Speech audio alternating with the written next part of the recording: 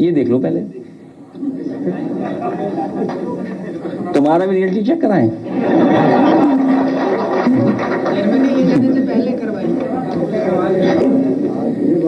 Sorry नहीं, ये तो अपने हैं, बनते अपने हैं। चाचा बैठे ना इसलिए बता रहा हूं मैं। वो भी समझ गया। क्यों सुरेश बाबू? अब देखिए सरकार कितनी समझदार है, कितनी होशियार है। कुछ पत्रकार मित्रों से रियलिटी चेक कराया, जिसके लिए हम लोगों ने सवाल उठाया उसका रियलिटी चेक नहीं किया, कुछ और रियलिटी चेक करा दिया। जब पत्रकार का रियलिटी चेक हमने देखा तो हमने भी अपने पीडीएफ पत्रकार से कहा इसका भी रियलिटी चेक कर दो पत्रकार का। और अगर आप चाहो तो मैं वीडियो अभी प्ले करूंगा, वो रियलिटी चेक अभी प्ले करूंगा, मैं अभी प्ले करूंगा। हालांकि कार्यकर्ता पे मुकदमे लग जाएंगे तो आप और हम दोनों चलेंगे लाठी खाने के लिए। और अगर देखिए, अगर कार्यकर्ता पे मुकदमे लगेंगे तो हम सब अपने मोबाइल खोल करके पूरी पोल खोल देंगे कुंभ की। जर्मनी जैसा देश जहां पर अभी भी बैलेट से वोट पड़ रहा है और हर स्तर पे जो चुनाव होता है वो बैलेट पे होता है, कहीं ना कहीं भारत में भी वो भरोसा, वो ट्रस्ट हमें डेवलप करना पड़ेगा अपने वोटिंग सिस्टम और अपनी संस्थाओं के प्रति, जो अभी हम लोग खो रहे हैं भरोसा। हमें उम्मीद है कि राहुल कुमार कंबोज जी के आने के बाद हम लोग लगातार संपर्क में रहेंगे। और जब से आपने कहा है कि जर्मनी में आपको बुलाया जा रहा है, हम सब जा सकते हैं, मैं चेहरे पढ़ सकता हूं, बहुत लोग जाने के लिए तैयार हैं। मैं तो कोई वो ऐसा रास्ता ढूंढूंगा, कोई बस से जा सके हो तो सबको ले चले। कई देश घूमते हुए, क्योंकि काम नहीं है अभी हम लोगों पर, हम सब लोग मिलकर के चले। लेकिन हाँ, ये बात सही है कि हम लोगों को जाना चाहिए, देखना चाहिए। जब कभी हम लोगों को मौका मिलेगा, पार्टी से छुट्टी लेकर के सच्चे पत्रकारों को भी ले चलेंगे। मैं आप सबका, पत्रकार साथियों का धन्यवाद देता हूं कि आप लोग यहां आए। और हमारे एक पत्रकार साथी ने कहा है कि हम लोगों को अब प्रेस से गुस्सा नहीं करना है, तो 24 जाते ही कोई गुस्सा नहीं होगा प्रेस से, क्योंकि आपके बारे में हम सब लोग जान गए हैं अब। इसलिए गुस्सा करने से फायदा भी क्या है। नहीं, अब 24 के बाद आगे भविष्य में गुस्सा ही नहीं होंगे हम लोग। ये संकल्प हमारे नए वर्ष का है, क्योंकि बात खुल गई है सबकी। तो गुस्सा करने से फायदा क्या है। नए वर्ष पे आपको भी बधाई। और अगर चाचा कुछ कहना चाहेंगे तो चाचा भी कह सकते हैं, स्वागत कर दें। और फिर सवाल कोई पूछना चाहेगा तो पूछ लें। क्या चीज नहीं, आज ही संकल्प ले ले, फिर कहाँ मिलेंगे आपको। बधाई देंगे नए साल का। नए साल के आप सब लोगों को बधाई। और नए साल के आगमन पर जो जर्मनी से हमारे बीच में मेहमान आए हुए हैं, तो उनका भी हम स्वागत करते हैं।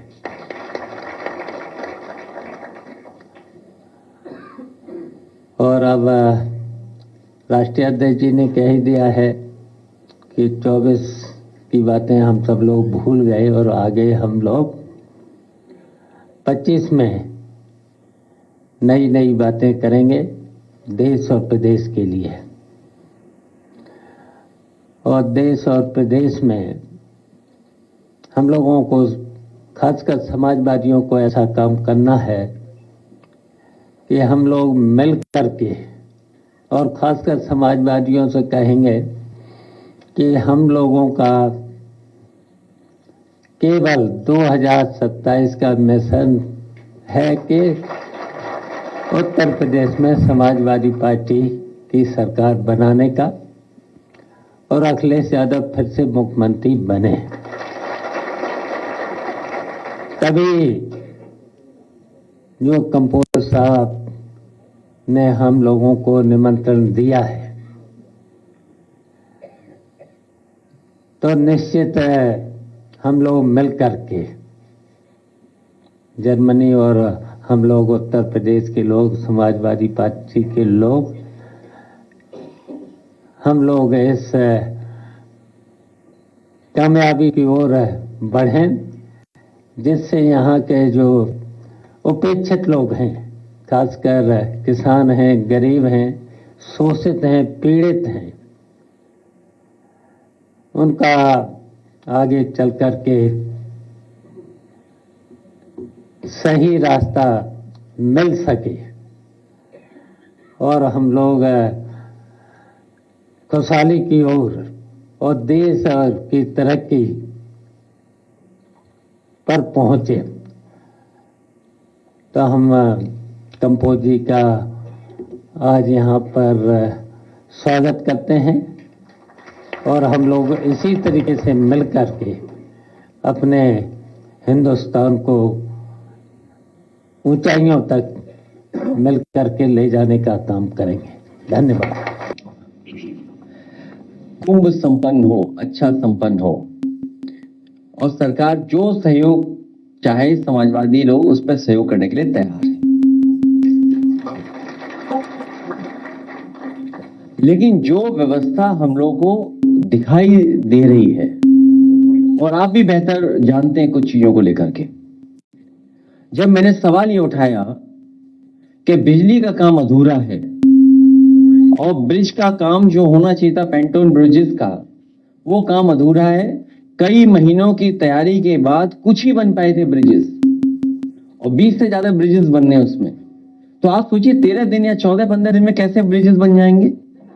तो ऐसे विपक्ष की पार्टी, हमारी जिम्मेदारी बनती है सरकार को समय समय पे कटघरे में खड़ा करने के लिए। अब देखिए सरकार कितनी समझदार है, कितनी होशियार है। कुछ पत्रकार मित्रों से रियलिटी चेक कराया, जिसके लिए हम लोगों ने सवाल उठाया उसका रियलिटी चेक नहीं किया, कुछ और रियलिटी चेक करा दिया।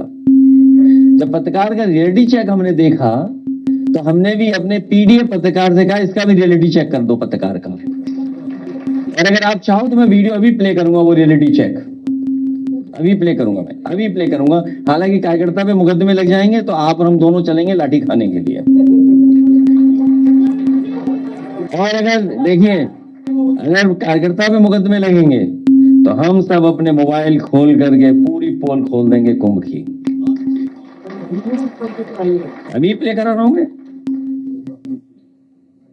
तो इसलिए हम कुंभ में, मुझे याद है जब समाजवादी सरकार में कुंभ हुआ था, उस समय जब समाजवादी सरकार का कुंभ था, उस समय प्रमुख सचिव से लेकर के और जो मंत्री लोग थे, आदिल अहमद हसन साहब थे, आदि मोहम्मद आजम खान साहब थे, हम लोग थे, पूरी तैयारी अच्छी कराई थी, फंड भी कम थे।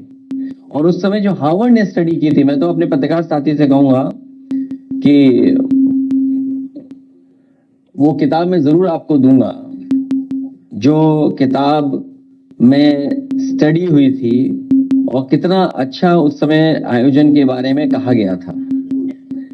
मैं थोड़ा वक्त ले रहा था इसलिए कि वीडियो ढूंढ लिया। वो आजकल व्यवस्था है ना कि जो उड़ जाता है, मैंने वीडियो ढूंढ लिया रियलिटी चेक का। अब मैं कहूंगा आशीष आप प्ले करना है रियलिटी चेक का। हमने अपने पत्रकार से भी रियलिटी चेक करा दिया, पत्रकार का रियलिटी चेक। इसलिए मैं उम्मीद करता हूं हमारे पत्रकार साथी हमारा सहयोग करना, क्योंकि अगर जर्मनी जाना है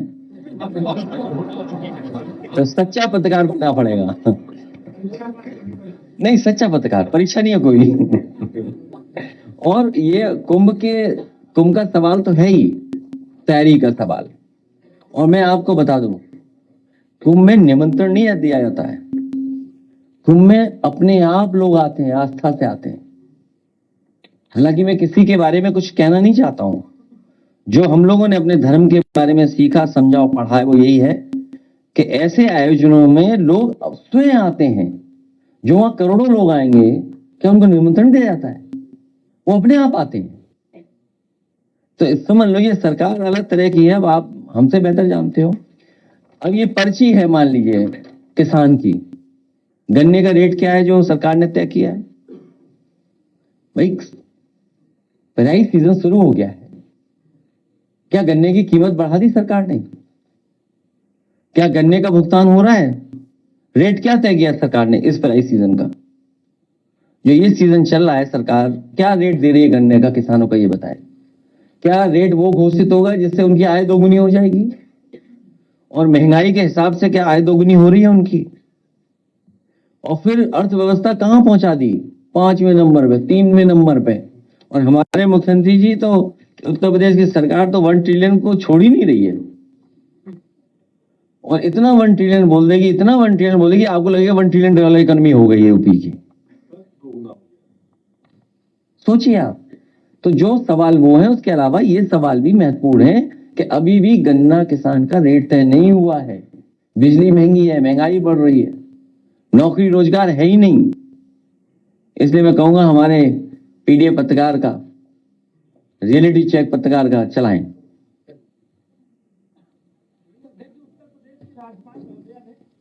ये देख लो पहले, तुम्हारा भी रियलिटी चेक कराएं।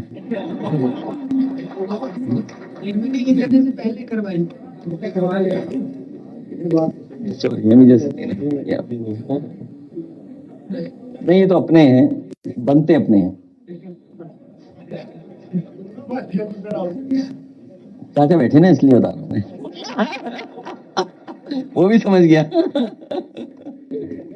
क्यों सुरेश बाबू?